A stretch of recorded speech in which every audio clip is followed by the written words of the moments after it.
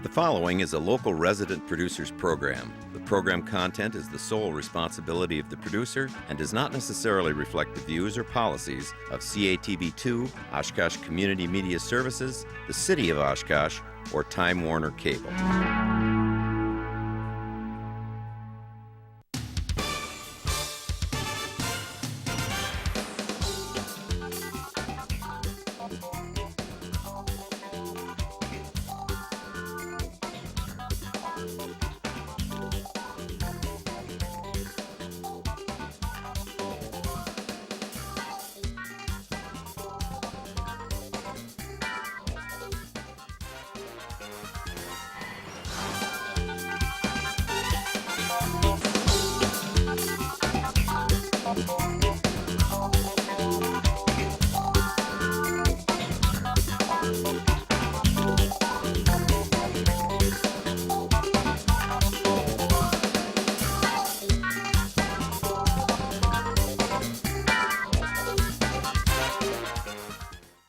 Hi everybody, welcome to Oshkosh. Cheryl Hentz here and Dan Rylance, and we're happy to be joined on this very sweltering Thursday night by Mark Harris, our Winnebago County executive. Mark is going to be talking about some different things going on in the county, and primarily the first one that we want to touch on is a new contract being considered for our Sheriff's Department employees. So welcome, thanks for being here. Thank you for having me on. And you're not in shorts, but we are, and but we're blessed with air conditioning in here, so that's a good thing. So anyway, thanks for being here. Yeah, we want to first start off, I think, by talking about this contract that's being considered by the county board for the Sheriff's Department. Now, has it gone through judiciary yet, and will be coming in front of the board? Actually, it's gone through judiciary and been approved by the board. Oh, it was? Okay, so since we've talked, then it's since been approved. Yes, and it was only one no vote against the contract. Okay. Well, let's talk about the specifics of that, because as I understood it from the newspaper article, it was giving the jail employees, the Sheriff's Department employees, an additional, well, I don't know about an additional, but sort of a mandatory or automatic increase in their pay each year for the next few years to kind of make up for what they're putting toward, is it their health insurance or toward their pension, or both? Well, to kind of answer that question, I have to go back to the history of this thing. All right. They're in a single union called the Deputies Association, and that includes both the deputies and the corrections people that work in the jail. And they had actually reached an agreement with the county years ago for contract years 10, 11, and 12. Okay. But the union negotiators reached an agreement with the county. The county took it to their board, which approved it, and it was on similar terms as the other contracts. But the union decided not to take it to their membership for a vote. And so there was this long delay, and of course there's discussions and whatnot. Then Act 10 got passed. Yep. And our reading of Act 10 was that patrol officers were exempted from Act 10. But it wasn't so clear as to whether correction officers were exempted or not. And our correction officers are deputized and recognized as protected employees and have been for years and years. So our interpretation, at least management's interpretation of Act 10, was that we were required by law to negotiate with patrol officers, and that they still had the same bargaining rights that they always had, but that we were not allowed to bargain with the corrections officers except over the wage, and then only up to 1%. an indexed amount. So we're in an impossible position. Yeah. We required to bargain with the union and prohibited from bargaining with the same union, in effect. So we asked the state for a unit clarification. And the state made the determination that because years ago we recognized the corrections officers as protected and we deputized them, and of course we need that because we use them for all these festivals to help fill in, that because of that we could keep them all in one union and then bargain with them. So at this point, normally now we'd be making a contract for the next 3 years, for 13, 14, and 15. but they now needed a contract for 6 years. So they needed 10, 11, 12, 13, 14, and 15. Okay. And what they did is they were good enough to the county that they didn't ask for back pay. They had the first increment of their raises for that 6-year period start in June of 2012. But over the 6-year period, they get a total of a 9% increase in pay.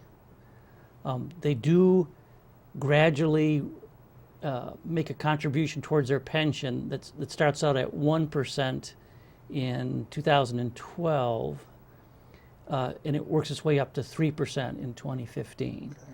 So 9% in raises, 3% of that is effectively given back through a pension contribution. And of course, they were not required to make the half of the actuarially required pension amount that the other employees were. In addition to that, they took health care changes that the other employees took that probably will either force them to change to a less expensive plan or to pay about an additional $100 a month towards their health insurance. So when you put the whole package together, I don't think it's going to be a significant increase in take-home pay. I think it's a fair deal in light of how other local government employees are being treated. And I think what made it attractive to the union was if the state should decide to go back and impose Act 10 on public safety employees, they now have a contract through 15, so they wouldn't have to make that full pension contribution until 2016.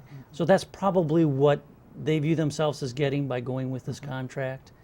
What I view the county as getting is that the pay increases are very moderate.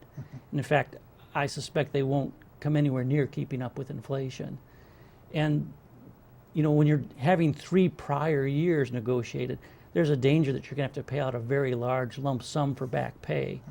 And this is structured in a way that we don't have to do that. So I think the taxpayers come out well, and the union gets something out of it too. So I think it's as fair a deal as you could get through negotiation.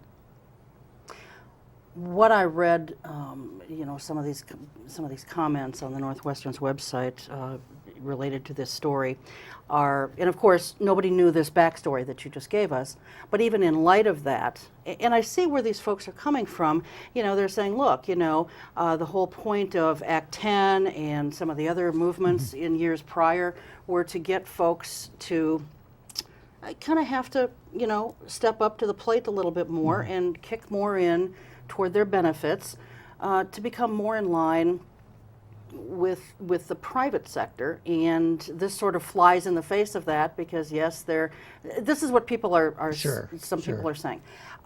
This sort of flies in the face of that because, you know, yes, they're paying more perhaps toward their benefits, but they're getting these raises. And, you know, so I kind of appreciate what they're saying. It does certainly look that way. So how would you respond to that argument? Well, remember, this is still subject to meet arbitration. So if we didn't mutually reach an agreement, then we'd have to go eventually into arbitration over this. And then the arbitrator would pick one side's last offer without any sort of compromise with the other. And that's what you'd be stuck with. So I think this was a good deal. This is probably as good as we could get from negotiation. But they are, in fact, paying significantly more for their health care under this contract. They are making a 3% contribution towards their pension. And the raises they're taking are extremely small. And they're backloaded so that there wasn't this cost to the taxpayers from the last 3 years. So I don't know. I think on balance they came out pretty well. I did see one blogger post something, I'm paraphrasing, but you know, you should never give public employees a raise because that comes out of the taxpayer's pocket. Yeah, I mean, that's a ridiculous comment, of course. Because anybody's raise comes out of the people that are buying their service or product. But do we really want to say we want a society where no one ever gets a raise? I don't think that's realistic. No. How much, out of curiosity, are they paying toward their health insurance? It's a little complicated. The way it works is we define it by what the county will pay. And the county will pay 85% of the mid-level plan, which has a $400 deductible in it. Okay. If you do a health risk assessment, we'll pay 90% of that mid-level plan. Now there's a higher plan that had no deductible. If you want to take that plan, and most of these people were under that higher, more expensive plan, because it used to be the difference in the cost was small. But now if you want that top level plan, we're still only going to contribute the percent we would contribute of the mid-level plan's price, and any difference in price is borne entirely by the employee. Okay. Now, what I think realistically, that makes the difference in the cost so great that few employees are going to stick with that highest cost plan. Sure. So it'll shift most of the employees towards the mid-level plan with the $400 deductible, and probably they're paying something like $2,000 a year towards that plan. Okay. But that still leaves the county paying a great deal for health care. And that's traditionally been the case, that public institutions have given more in benefits.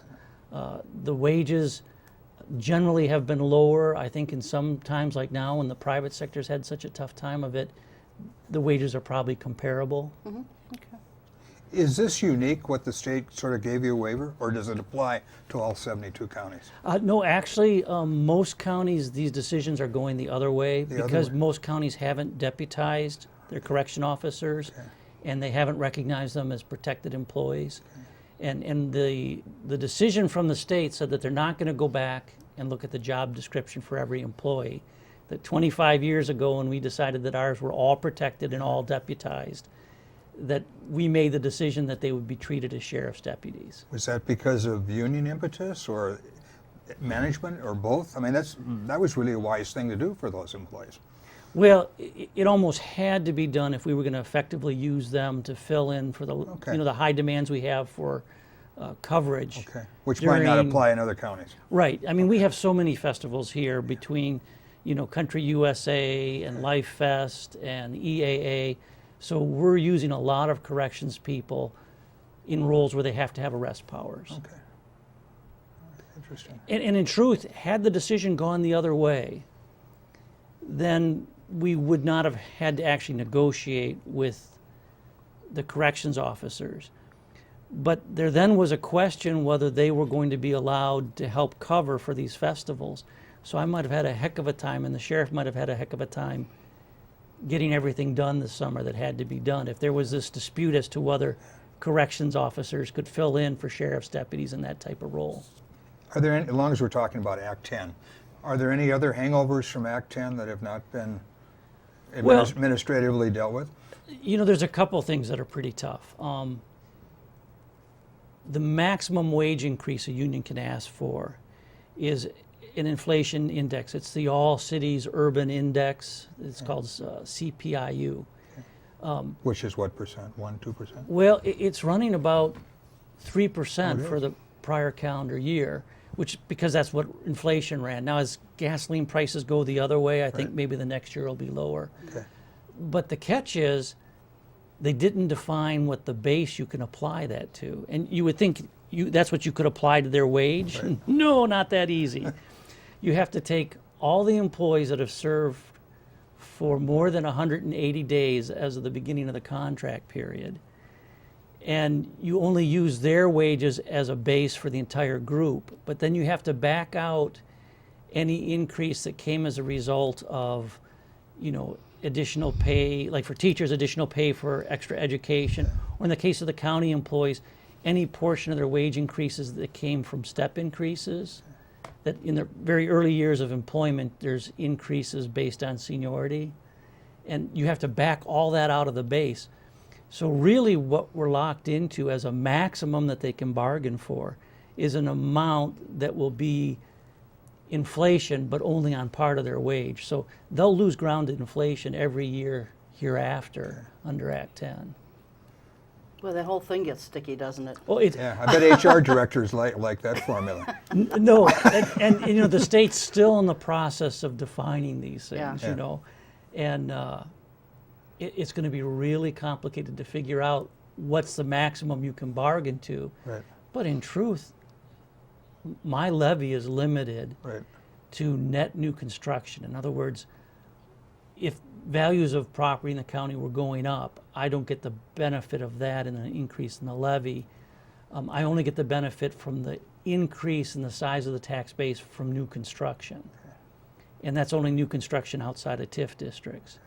And so I think our county will have one of the better new construction numbers in the whole state, and I still expect it to be well below 1%. So it's not like I can be giving good-sized raises Right. and stay within those limits. And I still have that issue with a second limit that was kind of put in as an afterthought, where we can never exceed the operating tax rate we had in effect in 1992. And when they did that, the value of property was going up rapidly. Right. So they thought, well, you'll never need a higher tax rate because your tax base is growing so fast that you can actually drop your rate from time to time. Well, of course, real estate values have been going down.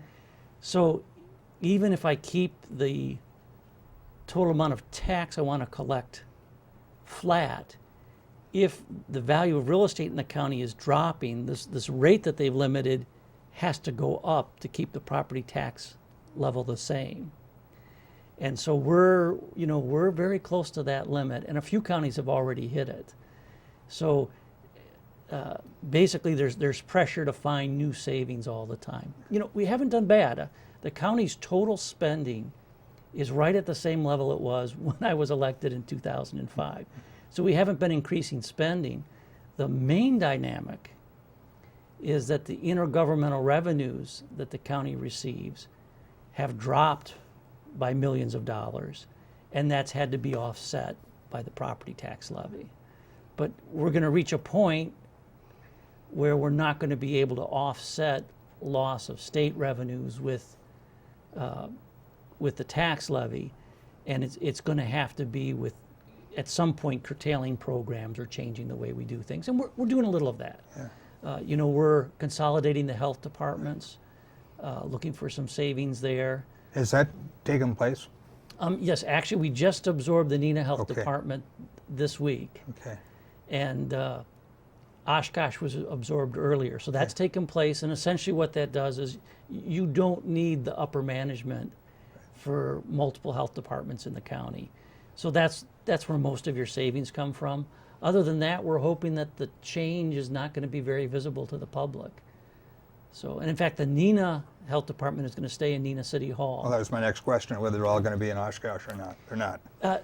Well, the Oshkosh employees and the county employees, our offices were so close together. You can walk between them. Right. They're all now in the county's administrative building. Okay. But the Neenah employees, that had a different dynamic to it, so we're keeping them in the city hall in Neenah. Okay.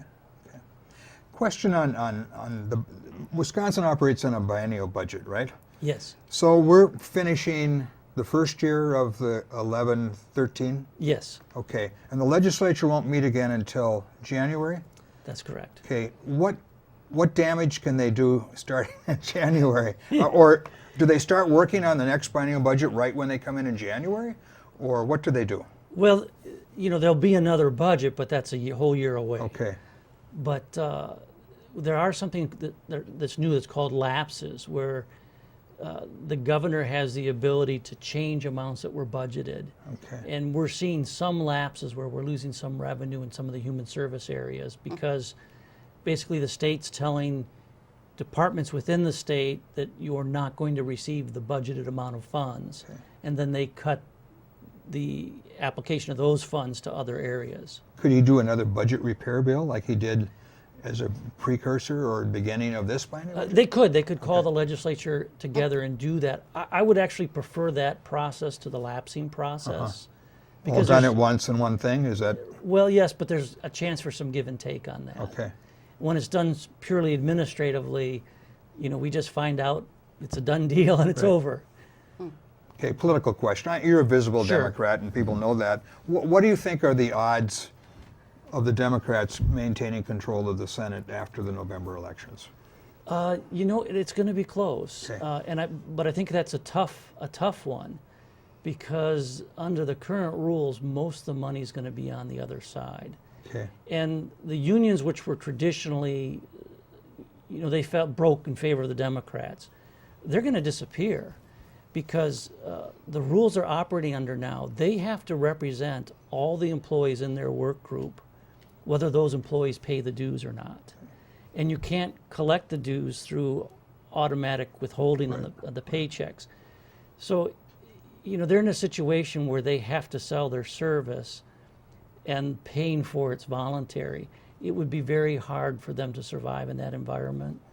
So, there's some political dynamics that are going on that make it tougher. We've got, in my opinion, Jessica King's a good senator, Right. and I know she'll campaign very hard. Her seat's probably crucial, but I'm going to guess that she'll be badly outspent. Yeah, and that's a tough, that district is traditionally Republican, and Dodge County is rough, and Fond du Lac County is close too, isn't it? It is, but there's been close races there. She's already won. She She's lost a close race. Yeah. She's won a close I race. understand, yeah. So we'll see how it goes, and that's the beauty of democracy, is that the voters get to decide. Right. Yeah, Right. okay, go ahead. Want to just see if there's any other county issues that are pressing before we kind of get to this pet peeve of yours that you alerted us to. So, is there anything else that viewers and taxpayers should be aware of that is going on a county basis? Well, there's actually a lot of small changes going on where the state's taking certain roles the county played and pulling them together into consortiums of large groups of counties. Community development block grant monies, the revolving loan monies, those are going to be consolidated in maybe a 12 or 13 county area. Some housing monies that the county can have a role in are going to be consolidated in a different group of counties. Income support has already started that process. They're talking about consolidating for W-2. And of course, each of the boundaries are different. And I have to wonder if this is part of a process of taking it away from the individual counties, and then it makes it easier to privatize. And privatizing can be good sometimes, because sometimes there's an opportunity to save money. But privatizing can be bad sometimes. I know Milwaukee County did a lot of privatizing, and some of those actions failed pretty miserably. Others worked out well. So we'll see how that goes, but it's basically the state that's calling the shots on these things. Okay. Well, then let's. We've probably got about 5 minutes, which isn't a lot of time, to talk about this issue that you brought to our attention. But I suspect that this is going to be going on for a while, so we can always have you back Sure. another time to kind of drill into this a little bit more deeply here. But in a nutshell, this is the manufacturing and agricultural tax credit, and why don't you just kind of give us a brief overview of what this is and why it's really bothersome to you? Yeah, let me do the latter one first. The state's finances eventually affect local governments. Some of the changes that occurred in the last budget only could take place because the state was in difficult financial straits, and they needed to give less money to the universities, K through 12, local governments, to fix their own budget. And I might point out that they cut expenses in some areas, but they increased expenses in others. This biennial budget we're in now actually has about $1.8 billion more spending than the prior biennial budget, at least more general purpose revenue spending. That's kind of a term of art, but the state's spending more of its own money in this biennial budget than in the prior biennial budget. There's a lot of complicated reasons for that. But my fear is that if the state's in difficult financial straits for the next biennial budget, that there'll be another round of cuts to local government in K through 12 in the university system. And that's why I'm concerned about this tax cut. I don't mind the hardworking farmers and the manufacturers getting some sort of break. But what this does, it phases in a tax credit that can offset their taxes in 4 installments. By the time you get to the 4th installment, Which is 216, right? right, Yeah, okay. 2016. the credit would wipe out 95% of the Wisconsin income tax on corporations. Boy, wouldn't they love that? Yeah, well, and this is already passed. Yeah, no, I know. What's more concerning is that, a lot of manufacturing takes place in forms that are taxed to individuals, and nearly all farming runs through individual tax returns. Okay. And these credits are larger than all but the top individual income tax rate. So it actually takes about $1.5 million of manufacturing or agricultural income before you'll pay your first cent of Wisconsin taxes. And then you'll be paying at a marginal rate net of the credits of just, let's see, what was it? It's 7.75, so 1/4% for monies running through an individual return. So, you're having to get income close to $2 million before you get $2,000 of tax. And what I'm saying is, okay, the majority has a right to do a tax cut, but I think it's a little reckless to do a tax cut this deep that just picks narrow groups to award that to, and to do that before they've addressed how will they offset that loss of revenue. And, there are certain tax theories. Of course, I was in school a long time ago, but there's a notion that people with similar income should pay similar amounts of tax. And there's also another notion called horizontal equity, where people who have substantially higher incomes should pay more tax than people with substantially lower. This will violate both of those theories. Which has been going on now for quite a while. Yes, but what I'm looking for is, look, they really need to approach this cautiously. I wish they would perhaps only have part of it take effect, and then take a look at where their finances are before they let it come all the way into effect. I just don't see how the state can operate with virtually no revenue from two of the three pillars of our economy, manufacturing and agriculture. Well, it almost, and I realize that there are a lot of differences here, but this almost reminds me somewhat of the tax loopholes on the combined reporting that we talked about so many times in the past, where it's giving these tax breaks and they virtually have to pay no tax to certain corporations, and it's damaging to our state's economy. I don't care how you look at it. You know, a better way to approach this would be if they wanted to lower our corporate rate to make us competitive with neighboring states, that would have made more sense. But to pick certain groups, manufacturers and agriculture, and say, we'll just get rid of all your income tax, we'll leave that for the others to pay, that's not right. And don't blame the manufacturers or the farmers for this. I don't think they knew this was coming. In fact, I'm not quite sure that the agricultural community even realizes at this point what's already been passed. This didn't get a lot of attention. This was with the budget last July. So a year and nobody knew about it. Okay, so Ron Johnson's company isn't going to pay any income tax in 7 years. What is the average family? Is the average family going to have to pay more as part of this? Well, it's hard to say, but if the state is faced with a choice, it's either got to raise revenues from somewhere else or cut spending. Right. So whether it's a cut in spending or raising other revenues, someone's on the losing end of that. Yeah. And so, this isn't particularly equitable. Now, Ron Johnson, of course, is a federal legislator. He had nothing to do with the No, I passage of understand this. that, but he has a company that is affected Yeah, by this yeah. legislation, right? That's correct. Yeah, that's what okay. All right. Well, and it just goes on and on and on. Yeah. Thanks so much for being here, Mark. We It was a really pleasure. appreciate it. Nice to see you again. We're going to take a very short break. When we come back, Stew Rieckman from the Oshkosh Northwestern will be here. We'll be right back.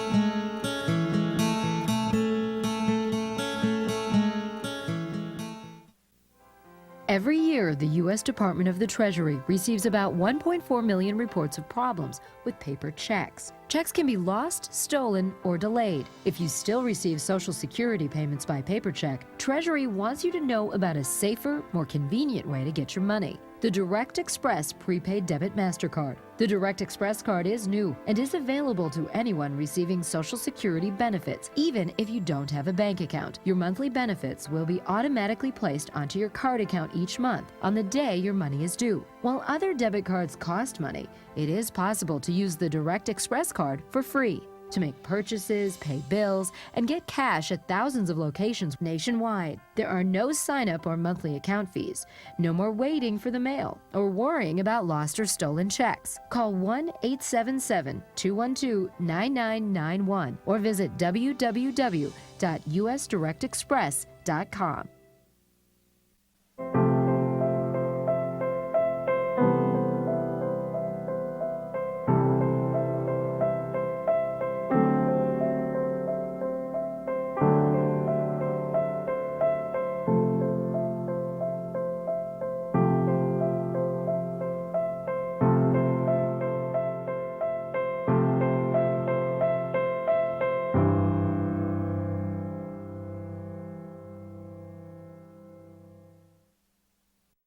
And welcome back to the second half of Eye on Oshkosh. And Stew Rieckman is here now from the Oshkosh Northwestern. He is the general manager and executive editor of the newspaper here in town. And he's not been on for a while. Jim Fitzhenry's been here most recently, several times most recently. Yes. But we're happy to have you here joining us tonight. Glad to be with you. You're out talking to folks all over the community. Anybody that will stand still. Well, we'll sit still, and we won't charge you for being on the show tonight. But we asked you to come in to talk about this new business model that you guys have going on, and we're gonna, I'm sure by now most of our viewers are aware of it, but we'll have you kind of spell out what the changes are, what the new model is, and then maybe we'll talk about why.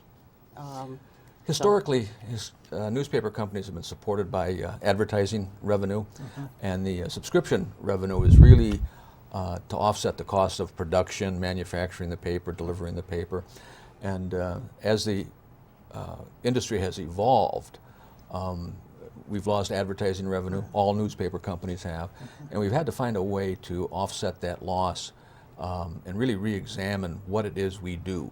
And we came to the conclusion that our product is not the newspaper, it's not the website, it's the news and information that we gather daily, and that has value. And we've undervalued that product for so many years, and so what we're doing is making an adjustment on and charging on what the true value of our product is. And it's been a little bit of a sticker shock for some of our readers. The big part of it is, however, that our online readers now are going to be subscribing to the news and content, because in the business world it doesn't make sense to charge some readers, some consumers, and give it away free to others. You're just not going to stay in business very long that way. And if you look down the road at the trajectory of the print product, it's not sustainable to give the product away. So we've come to the conclusion that we need to start charging for our online content and start valuing our news and information more along the lines of what it costs us to produce and acquire the news. So will subscribers of the hard copy version, will they be paying more at all, or does this mostly just affect, as you just said, the online readers? The print product is going to go up in price, and the last time we raised our prices for home delivery, gas was $1.25 a gallon. That says something. So it's been a while since we've had a price increase. Yeah. And a price increase was going to be inevitable regardless of what we did with the online product. I suppose we could have passed along the price increase incrementally over the last 7 years. We chose not to, and now it's time that we've got to raise the prices. However, for our subscribers, our home delivery subscribers, the cost is about $1 a week. Right. It's $22 per month starting August 1st, right? If you pay by check, otherwise it's $20 per month. By Easy Pay, correct. Okay. Correct. And what is it now? It's $16 and $17. Okay. So that's not a lot more. No. And for online readers, it'll be $12 a month. That's correct. And that gives them access to everything? We've got 4 digital products, and the subscription price of $12 gives the online reader access to all 4 products. It's the traditional desktop website, a mobile site for your smartphone, a smartphone app, a laptop app, and the electronic version of the print product, which is a page-by-page replica online, where you can actually turn the pages, cut out coupons, do the crossword puzzle, read the comics. So it's a value-added type of technology that we've put on the website. Okay. And now, based on what I read that you wrote, people will have access to, I believe it said, 10 free articles in each 30-day period. Non-subscribers Yes. will be able to read 10 articles within a 30-day period. If they want more than that, they're going to be locked out unless they subscribe. That's correct. Free access will be available to the things like obituaries, classified segments, any news that's put out by Associated Press, and breaking local news if it impacts public health and safety. Correct. So like the storm that came through the other night, Mm-hmm. would you consider that to be something that would impact public health and safety, or would that still be part of the things that they'd have to subscribe to or count Yeah. among their 10? I'm not sure how we handled that Monday night because it came up so fast Yeah. and was totally unexpected. But in the perfect world, that would be a free story because it did have consequences for traffic, people needing to be aware of flooded areas. So that would have been a free story once we get fully implemented on this plan. When do you think you'll be fully implemented? We're close. We're Okay. close. We're still working out some of the bugs on the new digital products, but the delivery of them have been very nice and very accurate to what we expected them to be. Okay. Go ahead. As a regular subscriber, do I have to do anything technically to continue to read it, or do I have to go in with PIN numbers and a code to get into it to continue to use it? That's one of the things that we got right in this whole project. Okay. Is that Good, because I need it to be simple. it is. If you're a print subscriber, Right. and you want to use the online, Yep. you go and online, you activate your account. There's Okay. a button that says activate, and we ask you for your telephone number and your zip code. Activate my account, so I give the billing number? Nope. No. Nope, we know that already. We don't need that. So what just my name and? Nope, No. we know that already. All right. All we ask you to provide so we can authenticate it Okay. is your telephone number Okay. and your zip code. Oh, okay. Very Well, I should be able to do that. And that will take you to a screen where it's Okay. going to ask you to create a username and a password. Oh, now you're going to get me on and that. and then you can click the button that says keep me logged on this computer. And Okay, you're- once I've done that, then, and I go in to read next time, do I have to use my password and to get into it? Not if you click the button that says remember me on this computer. Remember me on the computer. I like that. It's Sounds just like a little s- box that you check. sounds like a But then if song. you try from a different computer, Yeah. you'll have to, right? Right. Okay, That's all right, correct. well, I can handle that. Okay, thank And you. and your login is good on 5 different devices. Okay. So if you've got a smartphone, if you've got a tablet, if you've got the desktop, if you've got a laptop, you can get full access on all of those devices with one login. I just have a car and my regular computer. I'm not with all those other things. So if you've got 2 people in a household or 3 people in a household, they each have a computer in the home and 2 of them have a smartphone.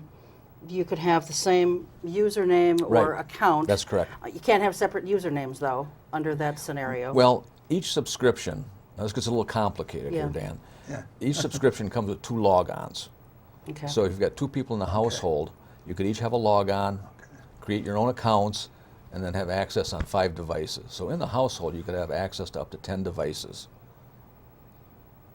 The 5 they offer times 2. Yep, All under the $12. right, that's correct. Well, that's not so bad. And the other thing that we offer is that and this is appealing to some of our more traditional print readers, who say, well, I don't use the internet, I really don't want to have it, do I have to pay for it? What we've done is we've allowed them to share their logons with anybody they want to. So let's say you've got grandchildren in South Dakota, and they keep track of what's going on in Oshkosh.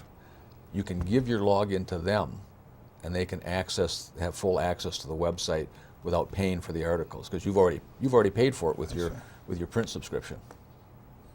Or someone like Dan could give it to his co-host. That's permissible Or too. or I could just get my own. Okay, so how is this working so far? What have you heard from readers, online and print, about the changes? Well, one of the things that I tried to do was engage our customers personally, because if I can have a dialogue, if I can have a discussion, I have a better idea of what's on their mind, and they can hear what's on our mind and why we did this. And so the feedback so far has been, first of all, it's been pleasantly polite. People have been having questions about, some of the questions you're asking tonight. We do get some objections to the price, but when we explain that it averages out to about 66 cents a day to have the print edition delivered to your house, and prices have gone up for almost any product that you buy, they're pretty understanding about it. If the price is a difficulty for them, what we've done is created two separate ways of getting the paper delivered to your home. You can get the Sunday and Saturday newspaper delivered for $12, or you can get the Wednesday and Sunday delivered for $12 and have the full digital access as well. So that helps ease the price point a little bit for people who are maybe on a fixed income and are really watching their budgets. So we've tried to make this as comfortable as we can for the readers. And this is not to say that we expect them to be overjoyed about a price increase. We didn't go into this lightly thinking that it was going to be welcomed with open arms. But when I've had the opportunity to have conversations with people, they understand. Don't like it anymore, but they understand the necessity of it. One of the things that I'm sure you've heard, I've read it in the comment sections online, people are, and I've experienced it myself, some of the pages are very slow to load. A lot of times comments, they're there one day, they're not there the next day. And I think one of the biggest things that I've noticed recently, and I know other folks have too, is that stories seem to stay on your home page for days at a time. Sure. Let me take those one at a time. Okay. The load factor almost always has to do with the advertising that's on the page, because the more creative the ad is, the more memory it takes up and slows down the computer. So we've put pretty strict barriers on what type of ads we're going to put on the page. The ads that kind of gyrate across the screen and flick up and down, we're eliminating those. So that should help the load times. Okay. And in relationship to the story staying on the page for a day or two, we track the traffic on it. And if a story is trending, that the traffic is increasing, there's interest out there. People drop into the website at different times of the day, different days of the week. So if there's a story that's has significant traffic on it, we'll bump it down on the page, but we'll keep it on the page because it's showing a high level of interest. So we'll continue to update the page, but that story may find a different location on the page. You had a third question. The comments that are attached to the Oh, stories. yeah, that's one of those bugs in our content management system, that when we roll it over at midnight and generate new content on the site, the story is regenerated and the comments go away. Now our web editor has found a way to go back and append those back to the updated story. And it's not a situation I'm happy about, because I know there's frustration of people having watched a conversation and the back and forth and the pro and con, and all of a sudden, a comment that they wanted to reference again has disappeared. So we're trying to fix that, but it's something that's built into the content management system that we fight with. Okay. A question as far as the community newsroom. If someone is a contributor on behalf of an organization to the community newsroom, do they, or this organization that they're contributing for, have to subscribe? No. So that'll still be something that's free? That will still be free. Okay. Yep. You can go in and the process hasn't changed. You click the Get Published button and fill out the form and submit the story, and Aaron Wassinger takes care of it, and it gets published within a couple of days, I believe, which is Sometimes even faster. Right. She's really good. she's very good, and she's very loving with the submitted content that we get, and we're real happy about that. Okay. The letter you wrote to me? Yes. Dear Dan Rylance. Thank you. A couple of things in there. This is, I'm going to do the devil's advocate. You say in there, we have by far the most journalists in the region. And I just think your news hole is shrinking. Patricia Wolf is gone. Doug is gone. One of the comments was you hadn't done an article in Omro in weeks. It seems less, not more. Well, part of our strategy or understanding of where the business is going is that the newspaper can't be all things to all people. Okay. Because of the resources Sure. diminished and the physical size of the newspaper. So what we've done is engaged in a concept called content evolution. And what that amounted to was doing an extreme amount of research on the market, the characteristics of our readers, characteristics of the community, and then doing field interviews with real live, honest-to-gosh readers of the Oshkosh Northwestern. You did that with the recall, didn't you? You have 10 people that the whole Fox River Valley people had a couple pages. Is that what you mean? Right, correct. Yeah. Correct. So we sat down and talked with them, and we didn't ask them about media consumption. Where do you get your news from? We asked them about their lives. What's important to you? What do you care about an awful lot? And tried to get a deeper understanding of their interests. And from those conversations and the research that we did, we were able to create what we call passion topics. These are the things that people in Oshkosh feel very passionate about. For example, in all the conversations that we had, one-on-one conversations with readers, it became very clear to us that they feel there's a high level of pride of the community. Now, it's not to say the community holistically, but pride in their church, pride in their schools, their scouting units, their civic groups, the philanthropy that they do, the volunteerism. And what we heard is that the newspaper does not reflect their lives. What they see in the newspaper or perceive in the newspaper is what I call the 3 C's: crime, conflict, and controversy.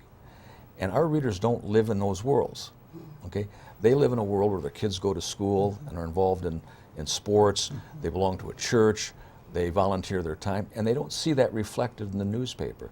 So when we get that understanding of the readers in the community, it allows us to reshape our coverage, do less institutional process coverage, and more coverage of the topics that are important to our readers.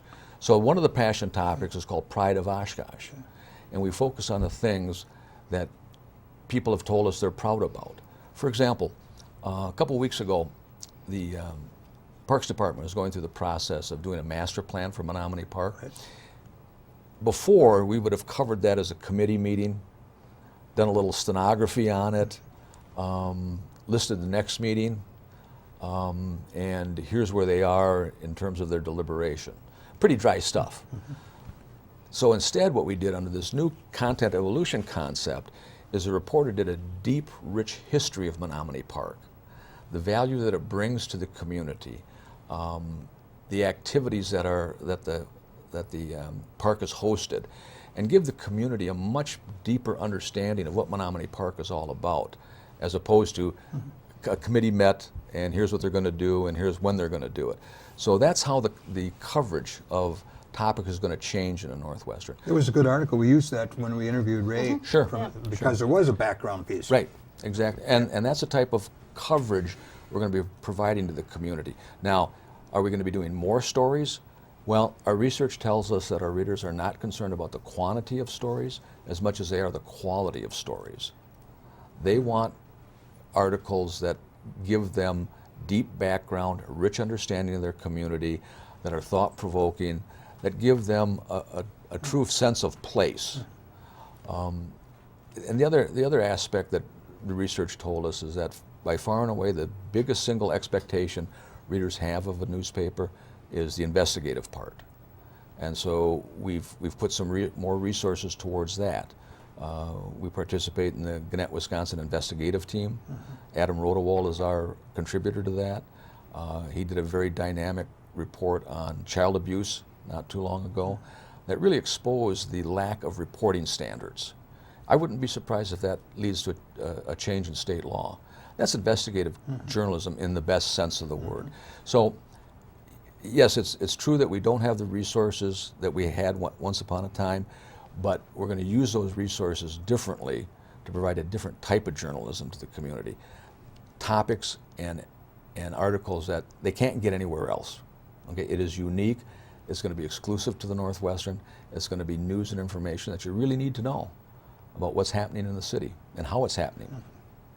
Stu, how much do you guys at the Northwestern rely on news tips from people in the community? Pretty heavily. Okay. Pretty heavily. You know, it's you have to kind of sift through the tips that we get, because some you look at them and you say, well, guy gave me a tip the other day. He said that the monument clock on Main Street is correct twice a day. Oh, well, that's a news tip. Good to know. Now, are we going to be able to report on that? You know, Streetwise might do something on that. I tell you, I've been driving by that almost every day, and it's never right.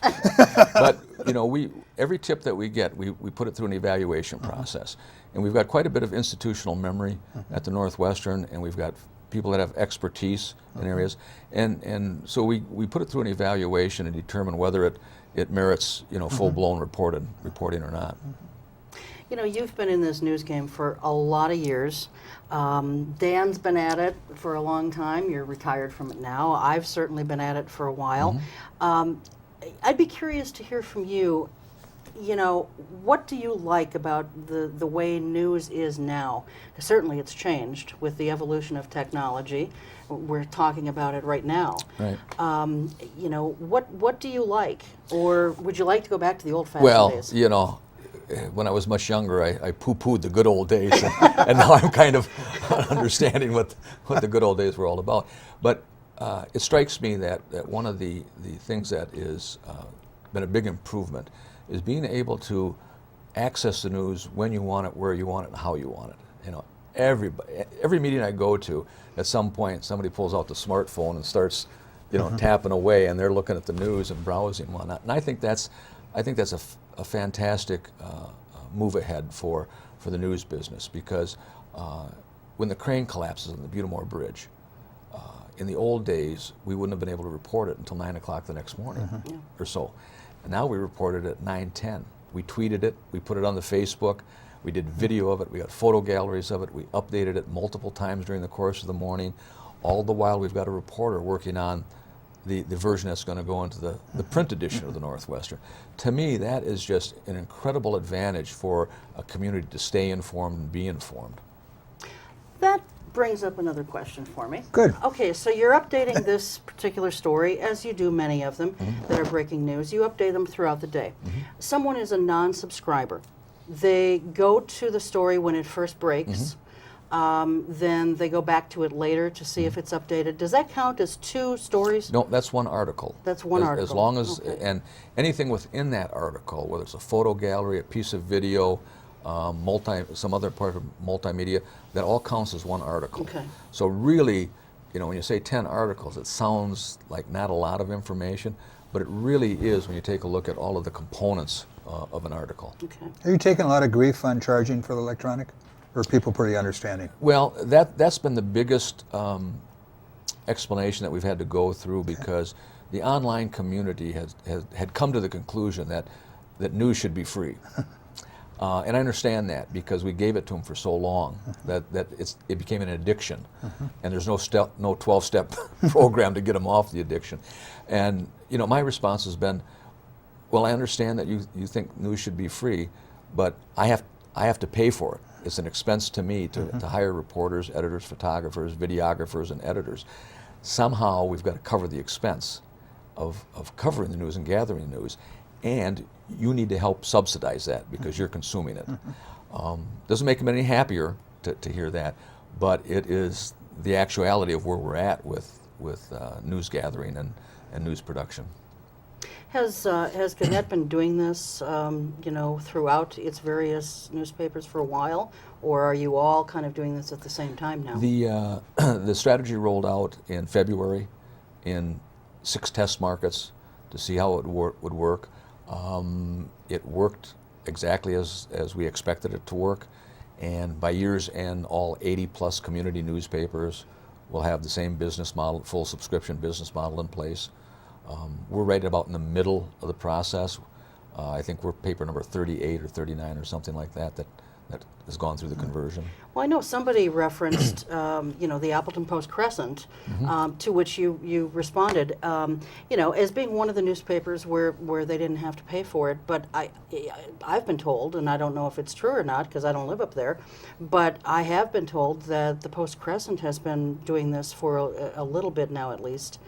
Is that wrong or correct? Well, in Wisconsin, there's 10 Gannett papers in Wisconsin, and it rolled out over a course of like 4 days. Appleton was on the leading edge of that. Okay. So they might have been 4 days ahead of us in putting it out there. We went live with the full access model on June 26th, which is a Tuesday. I think they went on Thursday the week before. Okay. All right. Do you miss writing a column? I do. There's times when I absolutely want to jump on the keyboard and usually I'll pass it along to Jim Fitzhenry and say, Jim, have you ever considered? And sometimes he does, and sometimes he doesn't. But when I moved into the business end of the newspaper, quite frankly, Dan, the column had become a little bit stale. It was getting harder and harder to be creative with it, and so at that time it was probably a good thing that we put it on hiatus, and that was 3 years ago, and now I'm seeing some things and getting some itches to write again, but the time just isn't there to write a good column. I mean, but what we've just talked about here, even maybe a column or two over the next 2 or 3 months, kind of sharing what your people, what you've heard from these people, right? Off the street or on the street or something. I think that would bring your readers to you, and you'd be sharing the content you've had with those readers with other readers. Right. And there's some funny anecdotes that I come across. Yeah. We had a call, it was passed over to me, and it was a woman who's been a faithful, loyal, long-time reader of the Northwestern. And as I was explaining this to her, she says, "Well, I'm calling the authorities because this is discrimination against the elderly," she said. Well. But I do intend to come full circle with this because Saturday I've got another meet and greet at the farmers market, and that'll be the last scheduled public event that I'm doing, and I'll probably do a recap on here's what I've heard, here's how we're going to respond to some of the things we've heard. Interesting enough, one of the questions that came up frequently, caught us all by surprise, people wanting to know, will I still have access to the other newspapers in the Valley with my subscription? And right now, they can't. But because we're getting so much feedback across all the markets, we're looking at that to determine, is there a way that we can, for a $12 price plus maybe $2 to add a paper, would people do that? Would they take the Northwestern and Appleton for $14? So we're looking at that right now, and that's happening in direct response to what we're hearing from readers when we talk with them. Okay. All right. Well, very good. Well, we're out of time, but thanks so much for Well, thank you. coming in. We really appreciate it the very opportunity. much. And good luck. Thank you. Come back and see us again. I will. All right. That's going to do it for us. We will see you next time. Until then, take good care. Keep your eye on us. We've got our eye on Oshkosh.